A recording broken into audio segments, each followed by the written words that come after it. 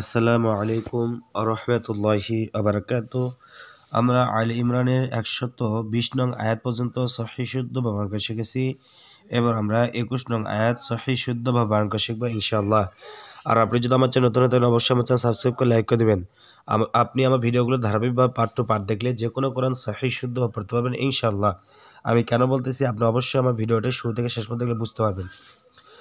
أعوذ بالله من الشيطان الرجيم بسم الله الرحمن الرحيم وإذ غدوت وإذ wow জবর ওয়া হামজা যা জালকে ধরবে জালের পর জজম রয়েছে তাহলে হামজা জালজের ইজ এই চিহ্নটাও জজম হলো হরফ ডান দিকে হরকতের সঙ্গে একত্র একবার মিলে পড়তে হয়। আরেকটা জিনিস খেয়াল রাখবেন সেটা হলো এই জালটা নরম করে উচ্চারণ করতে হবে, জিহ্বার আগা অপরের দুই আগার সঙ্গে লেগে জাল জাল এভাবে। তাহলে বলবো ওয়া ইজ গইন জবর গ দাল যাও ওকে দেবে দাল লাও যাও দাও গ দাও ওয়া ইজ গ দাও তা জবর তা ওয়া ইজ গ দাও তা আবার ওয়া ইজ গ দাও তা মিম নুনজের মিন ইজহারে হাকিকি অত গুন্না ছাড়া পড়তে হবে। এই যে নুন সাকিন, যদি নুন সাকিনের পরে হামজা আসে তা নুন সাকিনকে গুন্না ছাড়া পড়তে হয়, তো বলতে হবে মিন। এই নুন সাকিনের পরে যদি হামজা না আসে যে এরকম তা আসতো, এই যে এখানে তা দেখেন এখানে নুন সাকিন এখানে এরকম যদি তা আসতো এই নুন সাকিনের পরে, তাহলে নুন সাকিনটা উচ্চারণ করতাম মিং অনেক সাথে গুণ্য করতাম, কারণ এই তাটা হলো ইকফার হরফ, ইকফার তো গোপন করে পড়া, আর হামজাটা হলো ইজহার হরফ, ইজহার মানে স্পষ্ট করিয়া পড়া। তার নুন সাকিনের পরে হামজা থাকার কারণে নুন সাকিনের গুণ্য ছাড়া পড়বো, বলবো মিন হামজা হা জবর আহ লাম জের লি আহ লি কাফ জবর কা আহ লি কা মিন আহ লি কা ওয়া ইজ গাদাউতা মিন আহলিকা আবার সাথে বলেন ওয়া ইজ গাদাউতা মিন আহলিকা।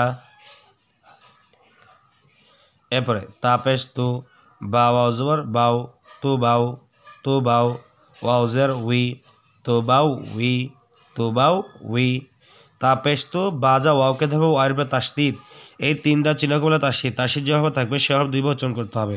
প্রথমবার ডান দিকে হরকতের সঙ্গে যেমন বাও জর বাও, এরপর নিজ হরকতের সঙ্গে বলবে ওয়াউজের উই, তাহলে কি হলো তো বাউ উই হামজা লাম পেশ উল।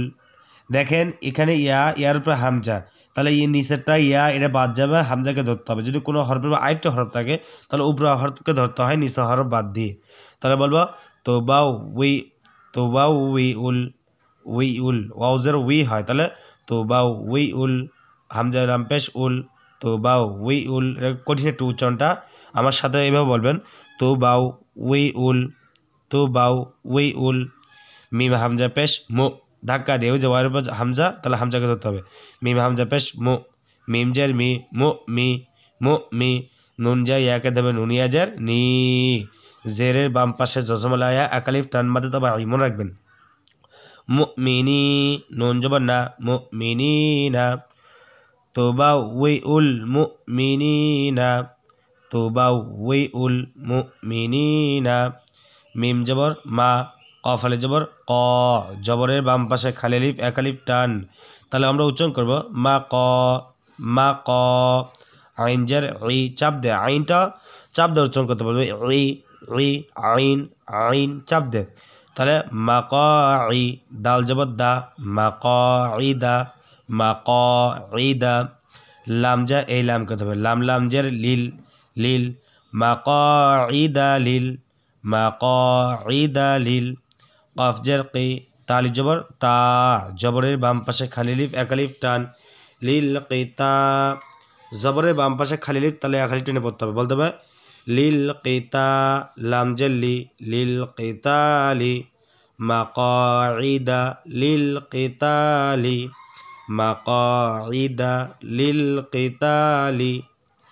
তাহলে আমার সাথে এখান থেকে বলেন তো বাউ উই উল মুমিনিনা মাকাইদা লিল কিতালি। এরপরে ওয়াও লাম জবর ওয়াল, লাম খারা জবর ল। দেখুন যদি এই আল্লাহ শব্দের যদি জবর থাকে তাহলে আল্লাহ শব্দের লামটাকে মোটা করে পড়তে হয়, পুর করে পড়তে হয়, বলতে হবে ল ওয়াল্ল, হা পেশ হু ওয়াল্লাহু ওয়াল্লাহু, সিন জবর সা, মিম যা ইয়া কদর মিমি আজের মি, জেরের বাম পাশে জসমলা ইয়া একালিফ টান সামি, অল্লাহু সামি অল্লাহু সামি, আইন দুই পেশ উন, আইন দুই পেশ কি হয় উন, তা সামি উন। এটা হলে ইজাহার গুন্নাসার পড়তে হবে, এখানে যেরকম গুন্নাসার পড়ছে এখানেও গুন্নাসার পড়তে হবে। এই যে তানমিন দুই জবর দুই যে দুই পেশকে তানমিন বলা হয়, তানমিনের পরে যদি হামজা হা আইন হা গইন খাস হবে কোনোটা হরফ পাওয়া যায় সেক্ষেত্রে তানমিনটাকে গুন্নাসার পড়তে হয়, আমি ইজাহার। দেখেন তানমিনের পরে আইন আছে, হামজা হা আইন, সব আইন আছে না, আইন আছে, আইন তানমিনের পরে আইন থাকার কারণে তানমিনটাকে আমি গুন্নাসার পড়বো, এটা আমি ইজাহার।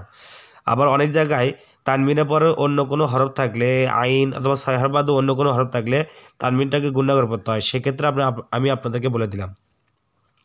তাহলে বলো সামিউন, আইন জোর লাম ইয়াজের লি, জেরের বাম পাশে জসমলা ইয়া একালিফ টান মাদে তবা মনে রাখবেন, আলি, মিম দুই পেশ মন, আলিমুন, সামিউন আলিমুন, সামিউন আলিমুন।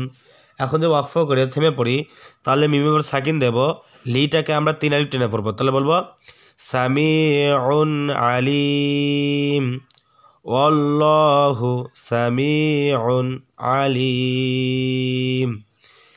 এই যেটা নাম মাদ্দা আরজি, মাদ্দা আরজি মানে যেই হরফটা একালিফ টেনে পড়তে হয়, যেমন লামিয়া লি জেরের বাম্বা জসমলা ইয়া মাত্তাবা এই একালিফ টান, অর্থাৎ যে হরফটা একালিফ টেনে পড়তে হয় তারপর হরফকে সাকিন দিয়ে, এই যে এরকম একটা মিমের উপর সাকিন দেবো মনে মনে দিয়ে লিটাকে আমরা তিন আলিফ টেনে পড়বো, এটা মাদ্দা আরজি।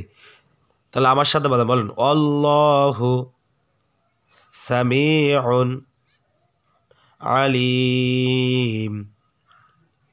তাহলে আপনারা বুঝতে পারলেন কীভাবে উচ্চারণ করতে হবে। যদি আপনাদের কাছে ভিডিওটি ভালো লেগে থাকে তাহলে অবশ্যই আমার চ্যানেল সাবস্ক্রাইব করে লাইক করে দেবেন। আসসালামু আলাইকুম ওয়া রাহমাতুল্লাহি ওয়া বারাকাতুহু।